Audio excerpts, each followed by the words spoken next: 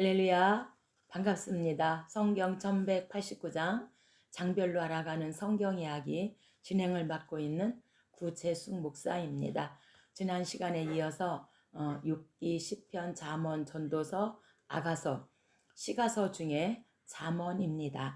잠언의 핵심 구절은 지혜이고 핵심 구절은 1장 7절입니다. 여호와를 경외하는 것이 지식의 근본이거늘 미련한 자는 지혜와 훈계를 멸시하느니라. 아멘. 핵심 장은 31장으로 현숙한 여인입니다. 본서의 마지막 장인 31장은 느무엘의 왕의 어머니가 그 아들에게 준 잠언으로 그 내용은 잠언 전체의 부록적 성격과 더불어 결론적 성격을 지니고 있습니다. 31장은 1차적으로 통치자가 가져야 할 자세에 대한 교훈과 더불어 현숙한 여인이 지녀야 할 지혜에 대한 교훈이 나오고 있습니다. 이 가운데 현숙한 여인에 대한 교훈은 본서에 여러 번 등장하는 음녀의 모습 5장과 7장이죠. 정반대되는 것으로 바람직한 여인상을 보여주고 있습니다. 잠언 이해입니다. 잠언의 내용을 한마디로 요약한다면 지혜입니다. 슬기로운 삶을 사는 능력이라 할 수 있고 불신 세계에서 경건한 삶을 산다는 것은 용이한 일이 아니므로 이와 관련해서 잠언은 하나님의 백성들이 일상생활의 실제적인 문제들을 그래서 하나님, 부모, 자녀, 이웃, 국가 등과 부딪히는 이런 문제들을 적절히 처리할 수 있도록 하나님의 교훈을 상세히 제시하고 있습니다. 이 책의 주요 저자인 솔로몬은 시, 비유, 간단한 질문, 짧은 이야기, 격언 등 기억에 뚜렷이 남을 만한 표현법을 사용하여 삶의 문제들을 해결하는 데 필요한 상식 및 하나님의 권고를 기록하고 있습니다. 잠언의 주제입니다. 본서는 일관성 있는 주제를 논리적 순서에 따라 편집하였거나 역사적 사실을 시간 순서에 따라 기록한 것이 아니고 각기 다른 저자가 삶의 여러 분야의 지혜를 제시한 것을 편집한 책입니다. 각종 주제 가운데 보다 강조되고 있는 12가지 주제를 정리하면 다음과 같습니다. 지혜와 우매함, 하나님께 대한 경배, 선과 악, 생명과 죽음, 언어생활, 가정생활, 성실과 게으름, 이웃, 부와 관한, 겸손과 교만, 성공과 패망, 현숙한 아내 등을 다루고 있습니다. 누가 기록했는가? 잠언의 저자입니다. 잠언의 저자는 솔로몬과 몇 명이 더 있습니다.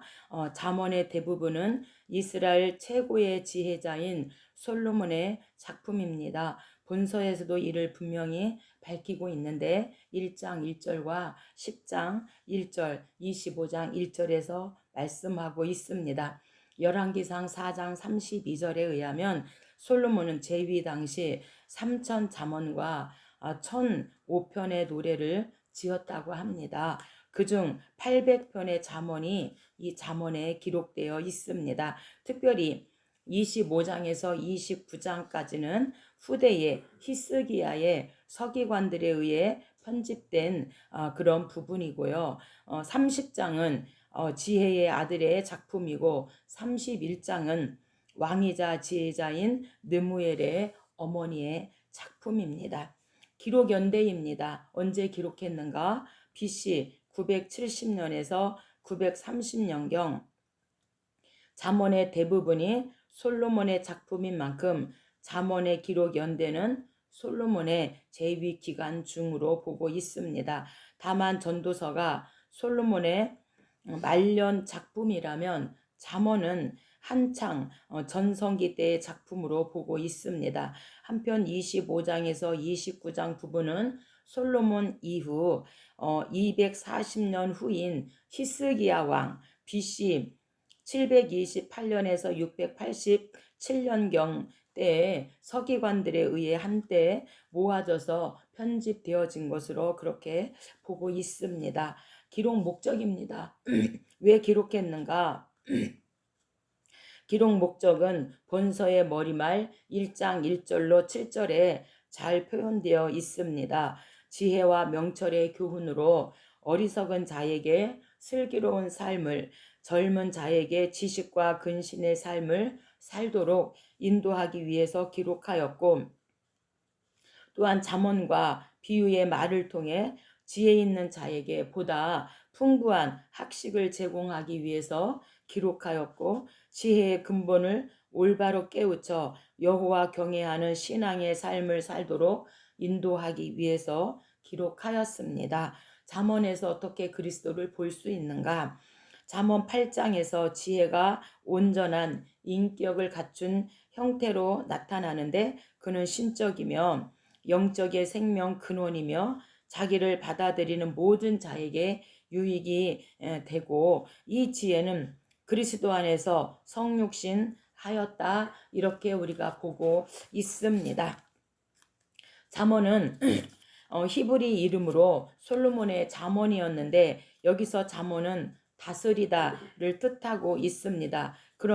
그러므로 잠언은 우리의 행동을 다스리기 위한 위에서 고안된 책으로 땅에 사는 사람들을 위한 하늘의 법칙을 담은 책이라고 할 수 있습니다. 그래서 잠언이라는 우리말 이름은 중국어 성경에서 온 것으로 가르쳐서 훈계하다라는 뜻을 가지고 있습니다. 잠언에는 하나님을 두려워하는 것과 자기의 의지대로 살려는 어리석음이 대조되어 있는데, 전자는 번영과 형통의 근간이고 후자는 고난과 사망의 원인을 말하고 있습니다. 잠언에는 이 세상 모든 사람이 처한 모든 상황에 맞는 지혜와 함께 특별히 다음과 같은 것들이 들어있는데, 분노, 아이들을 바로 키우는 것, 하나님을 두려워하는 것, 어리석은 자들, 우정, 탐닉, 교만, 갈등, 절제, 말하는 것, 부와 재물 등을 다루고 있습니다. 우리가 1장부터 22장까지 솔로몬의 그 잠언이 800편 수록되어 있는데, 1장에서 9장까지 425개를 기록했고 10장에서 22장까지 375개, 그래서 1장부터 22장까지 800편을 수록했습니다. 그리고 22장에서 24장은 36개를 기록하고 있는데 익명의 저자가 기록하였고, 25장에서 29장까지는 히스기야 왕의 서기관들이 기록한 것으로 그렇게 보고, 30장은 아굴의 잠언이고 31장은 느무엘 어머니가 기록한 잠언입니다. 1장입니다. 1장은 기록 목적입니다. 왜 기록했는가? 본서의 대부분을 저술한 솔로몬은 이스라엘의 통치자로 세우심을 받았을 때 하나님께 지혜를 구하였고, 그게 열왕기상 3장이죠. 하나님은 탁월한 지혜를 솔로몬에게 허락하십니다. 그래서 나온 것이 솔로몬의 잠언입니다. 본서는 단순한 처세술과는 차이가 있으며 하나님의 백성다운 삶이 어떤 것인지를 구체적으로 가르치는 내용을 담고 있습니다. 1절입니다. 성경 갖고 계신 분은 저와 함께 성경을 찾아가면서 함께 은혜를 나누면 좋겠습니다. 다윗의 아들 이스라엘의 왕 솔로몬의 잠언이라. 이는 지혜와 훈계를 알게 하며 명철의 말씀을 깨닫게 하며. 그래서 지혜는 히브리어로 호크마죠. 그래서 본서의 중심어 중 하나로서 모두 41번 나오고 있습니다. 여기서 말하는 지혜란 하나님의 뜻을 따르며 도덕적인 유혹을 피하는 방법 등을 포함해 삶에 필요한 총체적인 지혜를 의미하고 있습니다. 더 가치 있는 이 지혜를 얻도록 독자들에게 반복해서 지혜를 강조하고 있습니다. 또한 명철의 말씀을 깨닫게 하며, 그래서 명철은 히브리어로 비나인데 참과 거짓, 선과 악을 분별하는 능력을 말하고 있습니다. 이 능력이 도덕적, 신앙적 타락을 예방시켜 주기 때문에 반드시 하나님께서는 명철의 말씀을 깨닫게 하며 지혜와 훈계를 알게 한다. 이렇게 말씀하고 있습니다. 5절입니다. 지혜 있는 자는 듣고 학식이 더할 것이요 명철한 자는 지략을 얻을 것이라. 여호와를 경외하는 것이 지식의 근본이거늘 미련한 자는 지혜와 훈계를 멸시하느니라. 그래서 하나님을 경외하는 것이 지식의 근본이다. 그것이 바로 지혜이다. 이렇게 말씀하고 있습니다. 2장입니다. 2장은 지혜를 추구하라 말씀하시는 지혜 추구입니다. 하나님을 알고 그분을 경외하는 인생은 결코 악인의 길을 걷지 않고 경건한 삶을 살아가기 마련이므로 악인의 길은 멸망으로 향해 있는 반면에 의인의 길은 하나님의 풍성한 은혜와 축복 가운데 살 수 있음을 말하고 있습니다. 기자는 이처럼 상반된 삶의 결과를 땅에 거한다, 땅에서 끊어진다라는 표현으로 나타내고 있습니다. 2절입니다. 내 귀를 지혜에 기울이며 내 마음을 명철에 두며 지식을 불러 구하며 명철을 얻으려고 소리를 높이며 은을 구하는 것 같이 그것을 구하며 감추어진 보배를 찾는 것 같이 그것을 찾으면, 그래서 은을 구하는 것처럼 감추어진 보배를 찾는 것처럼 그렇게 지혜를 찾아라. 지금 이렇게 말하고 있는데, 은을 찾는 것 같이는 우리가 욥기 28장 1절로 11절에서 그 지혜의 하나님을 찬양하고 있는 그거에서 볼 수가 있는데, 지혜를 구하는 것과 광석을 캐는 장면을 연관 지은 것으로 보아 본문은 은은 돈이 아니라 은광석으로 보아야 한답니다. 광석을 캐는 일에서와 마찬가지로 지혜를 얻기 위해서 많은 실제적인 노력이 필요하다. 지금 이렇게 저자가 말하고 있습니다. 뿐만 아니라 찾으면은 찾는다로 히브리어로 바카슈인데, 광부가 금이나 은을 찾기 위해 땅을 파고 탐색하는 것으로 엄청난 물질이 들어가고 생명값을 지불한다는 것이죠. 그래서 이 엄청난 물질과 생명값을 지불했기에 찾는 것도 엄청나게 크다. 그래서 지혜를 추구하고 지혜를 구하라고 이 은과 보석을 통해서 우리에게 비유로 말씀하고 있습니다. 5절입니다. 여호와 경외하기를 깨달으며 하나님을 알게 되리니. 은을 찾는 것 같이, 감추어진 보배를 찾는 것 같이 그렇게 우리가 지혜를 찾는다면 반드시 하나님 경외하기를 깨닫게 될 것이다. 지금 이렇게 말하고 있습니다. 3장입니다. 3장은 추구 방법입니다. 어떻게 지혜를 추구하는가? 본장에서는 지혜의 말씀에 순종함으로써 얻게 되는 갖가지 축복들을 소개하고 있습니다. 1절에서 26절까지는 하라, 그리하면 땡땡땡 이런 형식으로 반복되며 여호와께 순종하는 자들에게 어떤 축복이 임하는지를 제시하고 있는 게 바로 하라입니다. 그리하면 하나님께서 지혜를 주시겠다. 그 축복이란 장수, 평강, 명예, 부귀 등 모든 인생이 공통적으로 희구하는 복된 삶을 총망라한 것으로, 이렇게 지혜를 추구하면 하나님께서 그 축복, 장수와 평강과 명예와 부귀와 이 모든 것을 주시겠다. 이렇게 약속하고 있습니다. 그러면 어떻게 하나님에 대한 그 지혜를 추구해야 되는가? 5절입니다. 너는 마음을 다하여 여호와를 신뢰하고 내 명철을 의지하지 말라. 너는 범사의 그를 인정하라. 그리하면 내 길을 지도하시리라. 아멘. 범사의 하나님을 인정하면 하나님께서 우리의 갈 길을 하나님께서 인정해 주시겠다. 이렇게 지금 지도해 주시겠다 약속하고 있습니다. 하나님을 범사에 인정한다는 것은 하나님의 근본과 성품을 올바르게 깨닫고 신실한 마음으로 그분을 기꺼이 섬기라는 뜻을 가지고 있고요. 내 길을 지도하시리라 라고 하는 것은 단순한 안내자의 역할을 그치는 것이 아니고 하나님께서 적극적으로 나서서 앞에 놓인 장애물들을 제거하시며 정한 목적지까지 데려가는 것을 뜻하고 있습니다. 7절입니다. 여호와를 경외하며 악을 떠날지어다. 이것이 내 몸에 양약이 되어 내 골수를 윤택하게 하리라. 아멘. 그래서 범사의 하나님을 인정하고 그러면 하나님께서 우리의 갈 길을 하나님께서 인도하시는데 단순한 그런 역할에 그치는 게 아니라 정한 목적지까지 그렇게 하나님께서 우리의 길을 인도하시고 지도해 주시겠다 이렇게 약속하고 있으니 우리가 하나님을 찾는 그 지혜를 추구하면 좋겠습니다. 4장입니다. 4장은 지혜의 유익에 대해서 말하고 8장에서도 지혜 유익에 대해서 말씀하고 있습니다.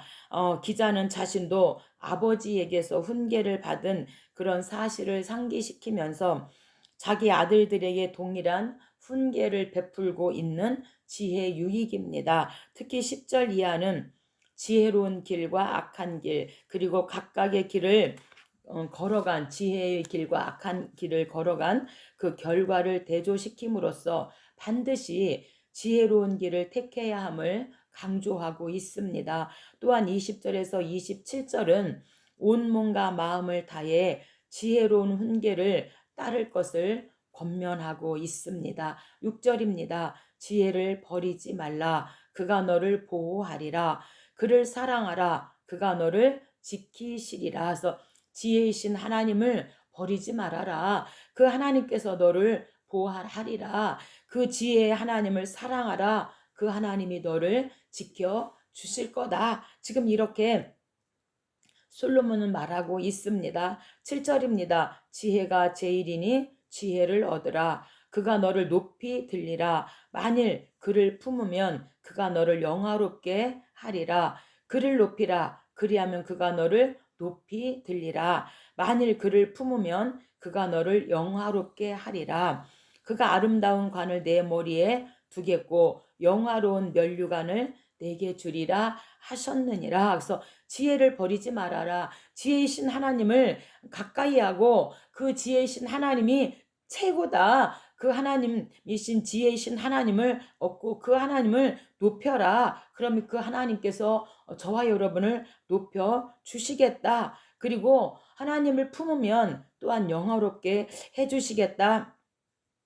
이렇게 말씀하고 있는데 이 영화로운 면류관은 결혼식이나 축제일과 같은 즐거운 날에 머리에 쓰는 화환이나 면류관을 말하고 있습니다. 그런데 우리가 잠언 16장 31절에서는 노년의 백발을 가리키고 있습니다. 23절입니다. 모든 지킬 만한 것 중에 더욱 내 마음을 지키라. 생명의 근원이 이에서 남이니라. 아멘. 그래서 지혜가 주는 그 유익에 대해서 말하고 있습니다. 5장입니다. 5장은 음녀 위험이고 7장도 음녀 위험입니다.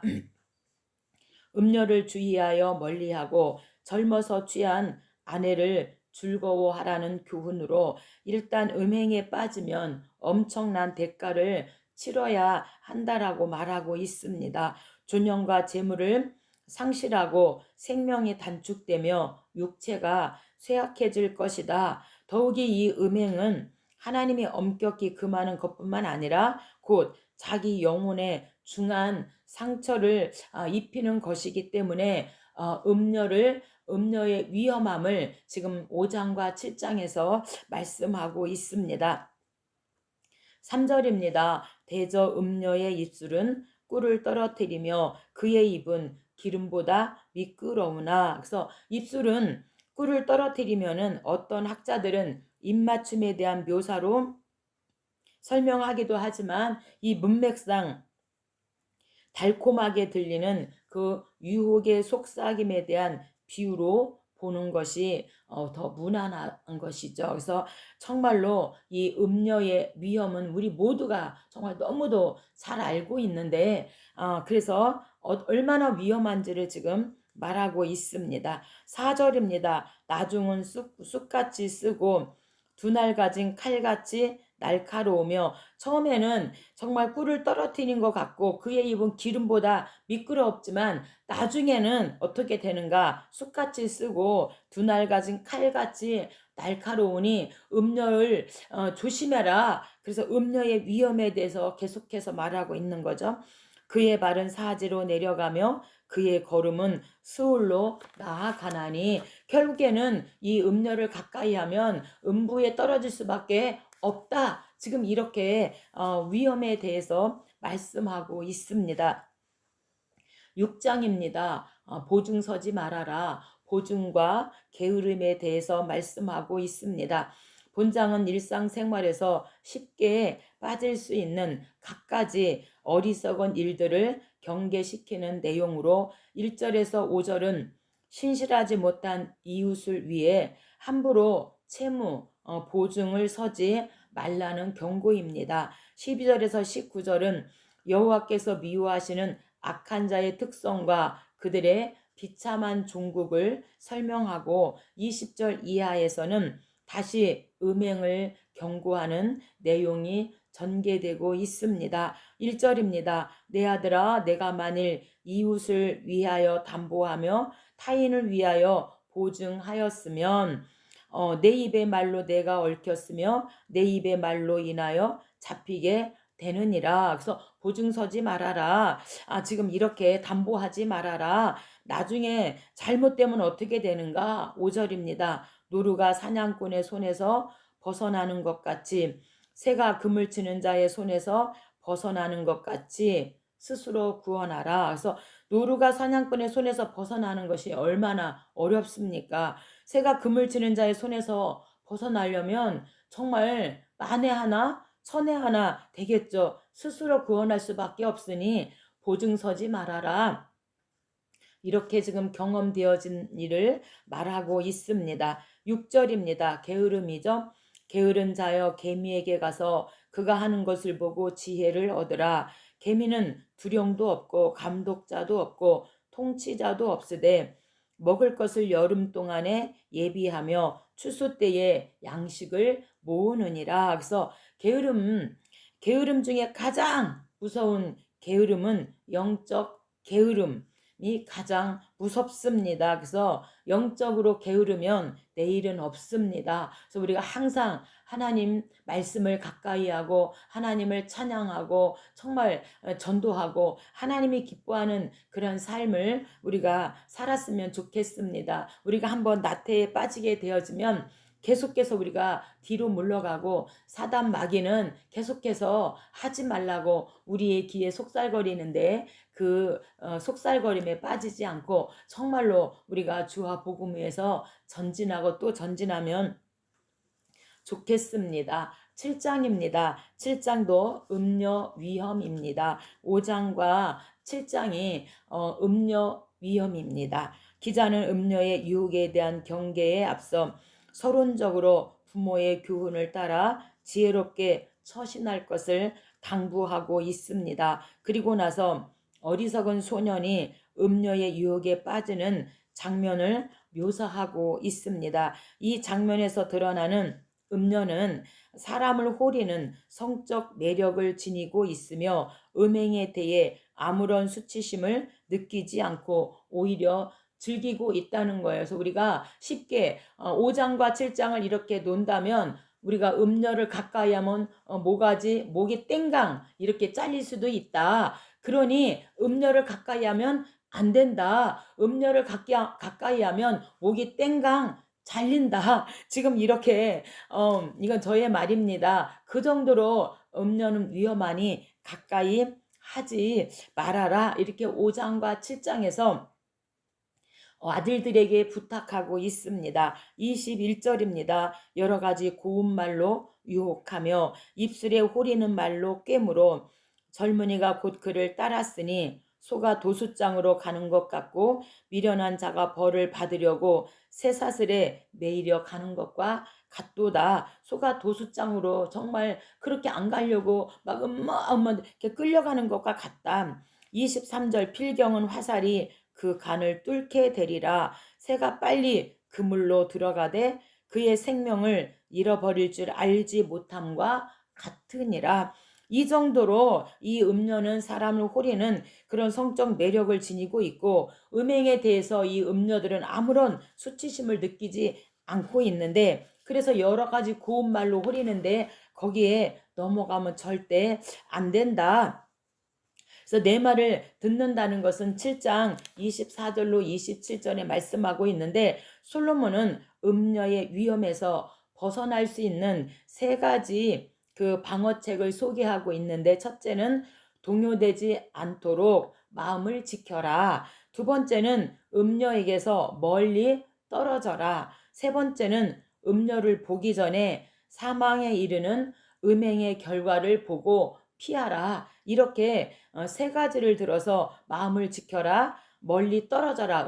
음녀에게서 사망에 이르는 음행의 그런 결과를 눈으로 보고 절대로 가까이 하지 말아라. 이렇게 솔로몬은 세 가지 비유를 들어서 말씀하고 있습니다.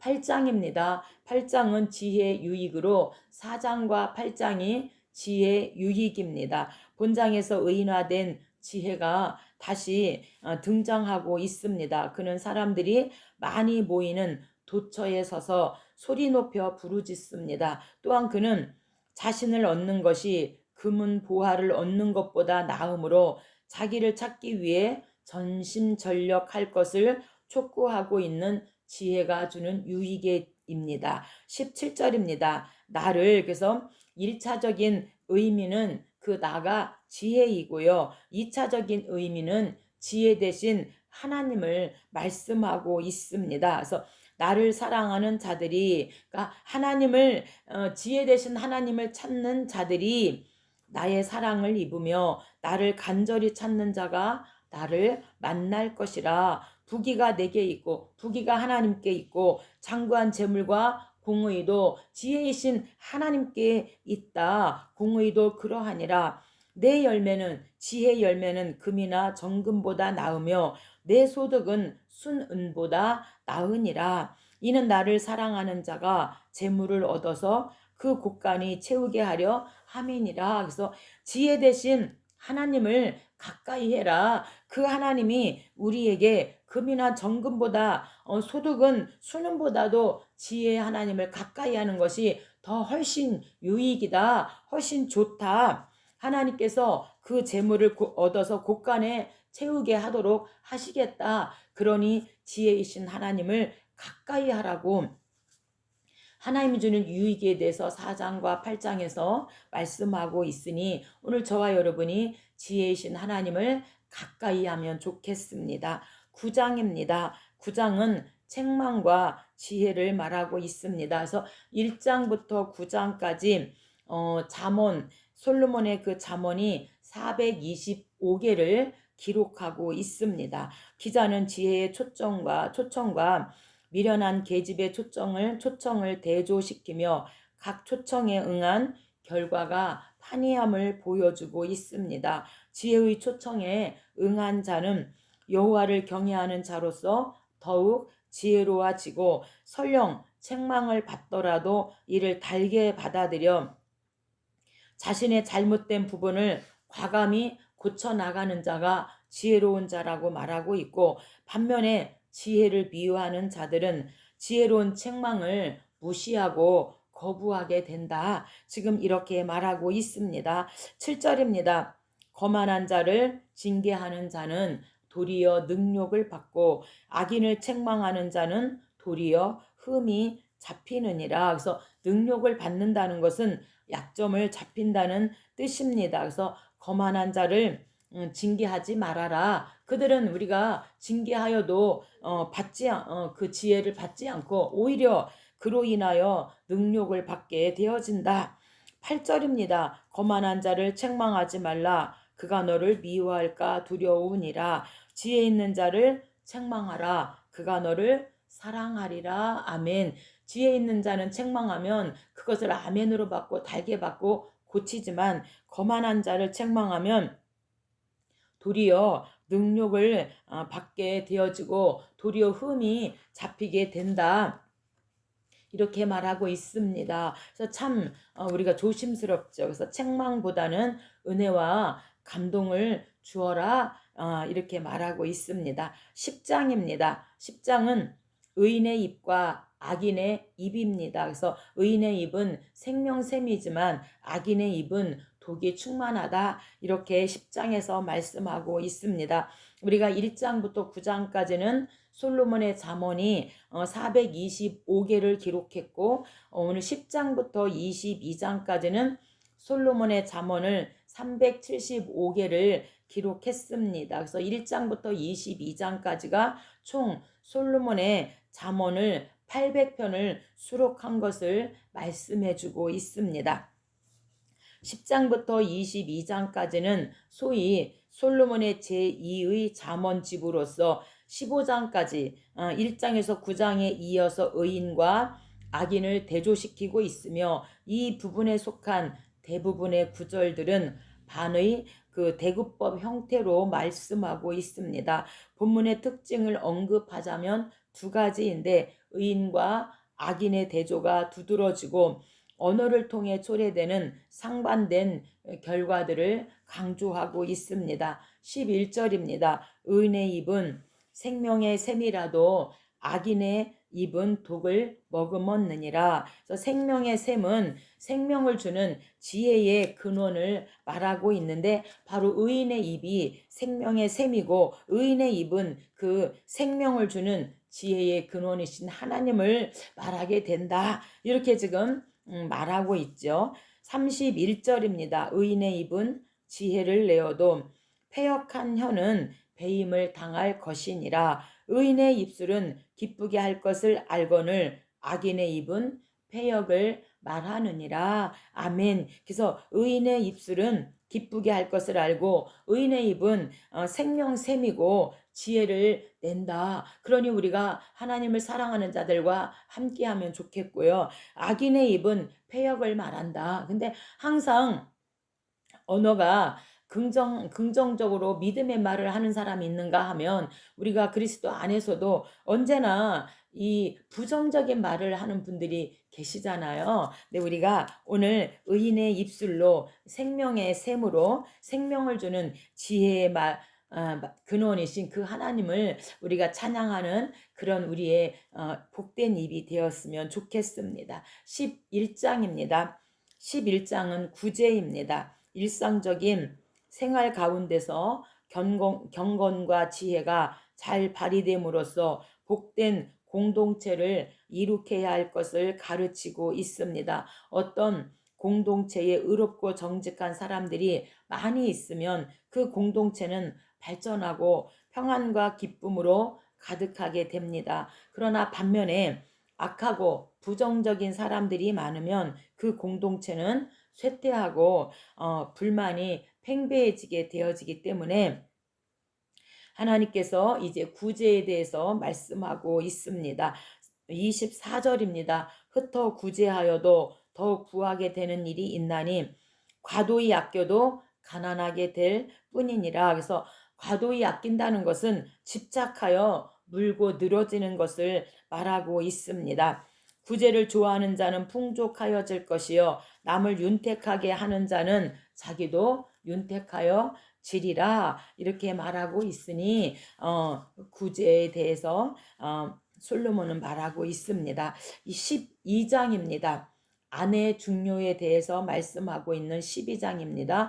11장 이 구제에 대해서 이 공동체의 그런 구제를 함으로 그 공동체의 지혜로운 삶에 대해 관해서 언급했던 기자는 이제 12장에서 의인과 악인의 특성, 그리고 그들의 대조적인 결말이라고 하는 일반적인 주제로 다시 돌아와서 인간의 언어 생활에 초점을 맞추고 있습니다. 그래서 말은 그 사람의 생각과 인격을 그대로 반영한다는 점에서 아무리 강조하여도 지나치지 않는데 아내가 또한 얼마나 중요한지 말하고 있는 4절입니다. 어진 여인은 지아비의 면류관이나 욕을 끼치는 여인은 그 지아비의 뼈가 썩음 같게 하느니라. 그래서 전체적으로 이렇게 공동체 내에 지혜로운 삶에 대해서 또한 일반적인 그런 삶과 인간의 언어 생활에 초점을 맞추고 거기에서 핵심은 아내의 중요성을 다시금 말하고 있는 것이죠. 그래서 욕을 끼치는 여인의 특징 세 가지는 게으름이죠.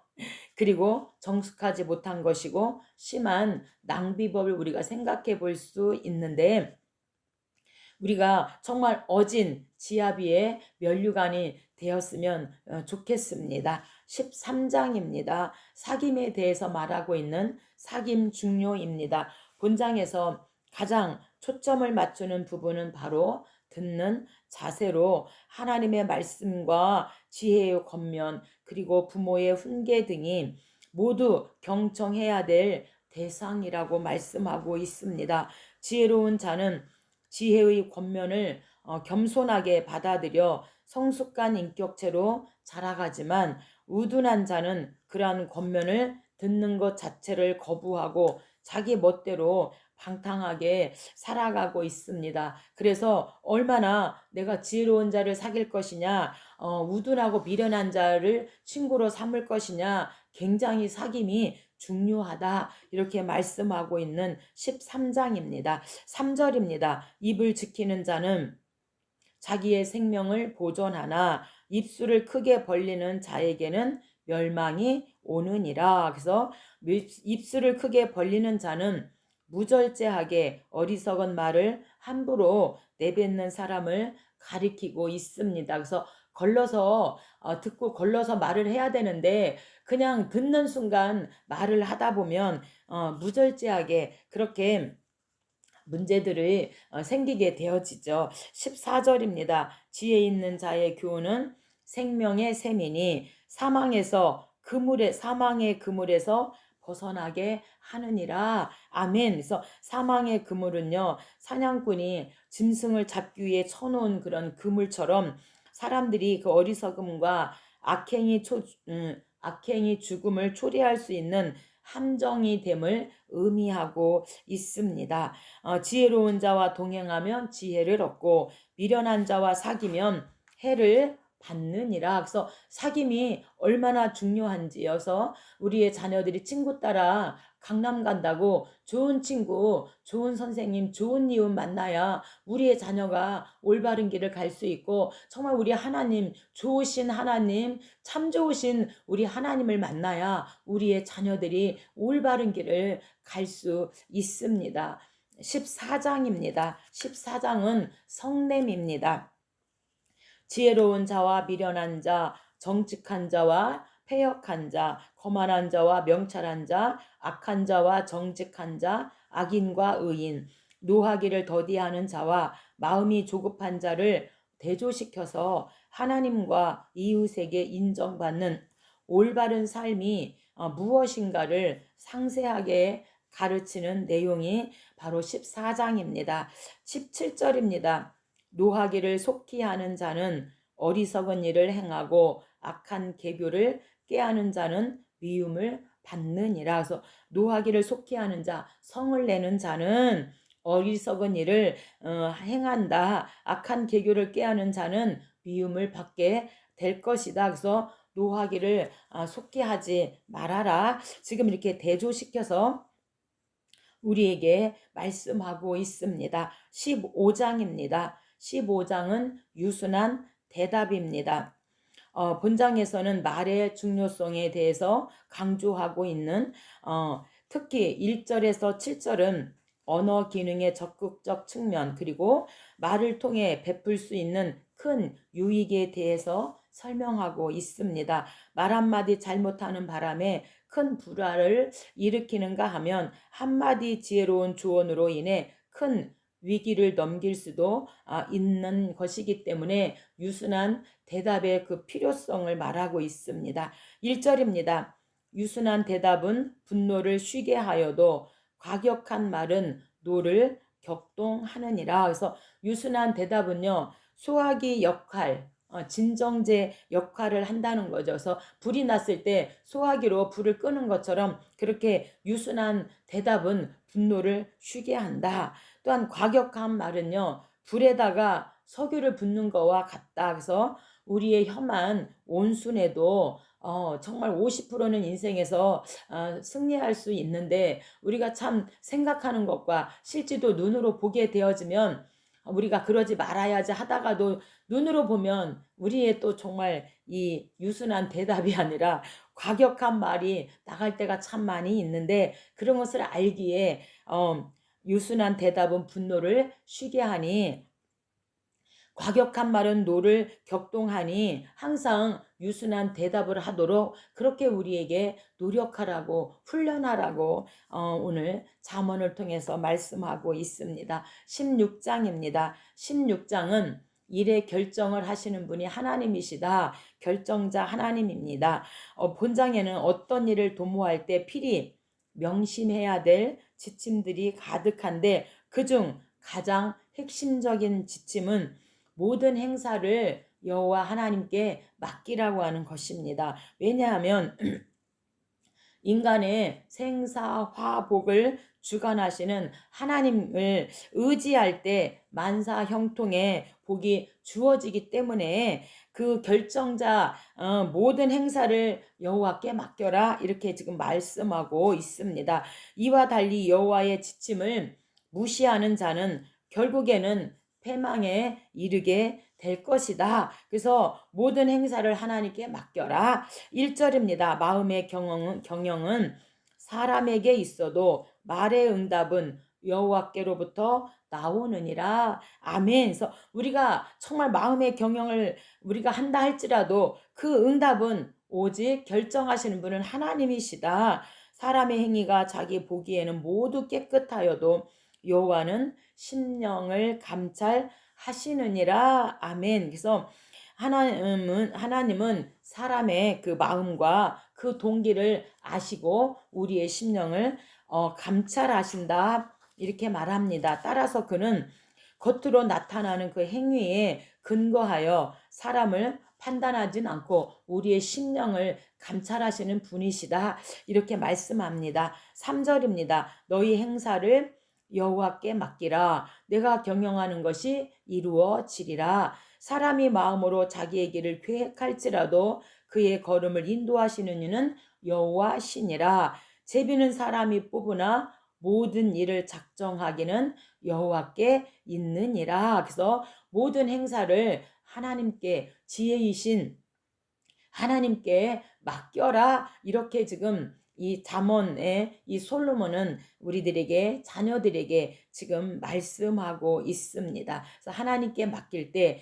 우리의 모든 경영하는 것이 이루어질 것이라고 말씀하고 있습니다. 오늘 여기까지 하고 다음 시간에 이어서 함께 하도록 하겠습니다. 감사합니다.